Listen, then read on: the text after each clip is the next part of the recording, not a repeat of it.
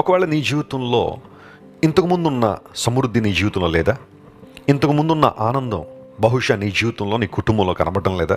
భార్యాభర్తల మధ్య ఇంతకుముందున్న ఆప్యాయత, అనుబంధం ఇప్పుడు కనబడడం లేదా?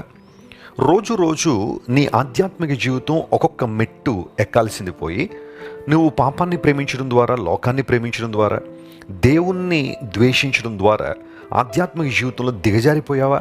అయితే దేవుని లేఖనం సెలవిస్తూ ఉంది, నీ జీవితాన్ని మరొక్కసారి ప్రభు చేతిలో పెట్టగలిగితే, నీ బ్రతుకును ఆయనకు అప్పగించగలిగితే, బైబిల్ గ్రంథంలో ఒక శ్రేష్టమైన మాట, దేవుడు మనలను సమకూర్చువాడు. కోల్పోయిందంతా తిరిగి ఇవ్వడానికి దేవుడు సామర్థ్యం కలిగినవాడు. అది మాత్రం కాదు, కోల్పోయిన దానికి ఇంకా అనేక రెట్లు దేవుడు ఇవ్వగలడు. యోబు జీవితాన్ని పరిశీలన చేస్తే అదే పాఠం మనకు బోధపరచబడుతుంది. యోబు అన్నీ కోల్పోయాడు, కానీ దేవుని యొక్క కృప ద్వారా మరలా యోబు సమస్తాన్ని కూడా తిరిగి పొందుకున్నట్టుగా మనం చూస్తున్నాం.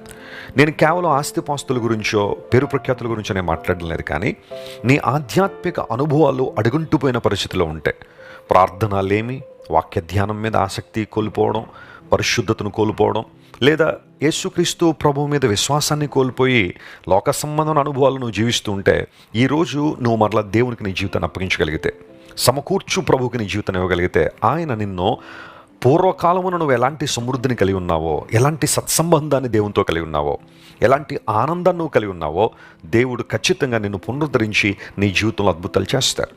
తప్పిపోయిన కుమారుడు తండ్రి ఇంటి నుండి వెళ్ళిపోయాడు. తండ్రి దగ్గర నుండి తనకు రావాల్సిన ఆస్తంతా కూర్చుకుని వెళ్ళిపోయాడు. నేను అనుకుంటాను, ఆ కుమారునికి సంబంధించింది ఏది ఆ ఇంట్లో ఉంచలేదు. సమస్తం తనది అనుకున్న ప్రతిదీ కూడా లాక్కుని వెళ్ళిపోయాడు. దూరదేశం వెళ్ళి దుర్వ్యాపారం చేశాడు, సమస్తం కోల్పోయాడు. పందుల పొట్టు తినేంత వరకు దిగజారిపోయాడు. అప్పుడు అతనికి బుద్ధి వచ్చింది, తండ్రి ఇంటికి రావాలనుకున్నాడు.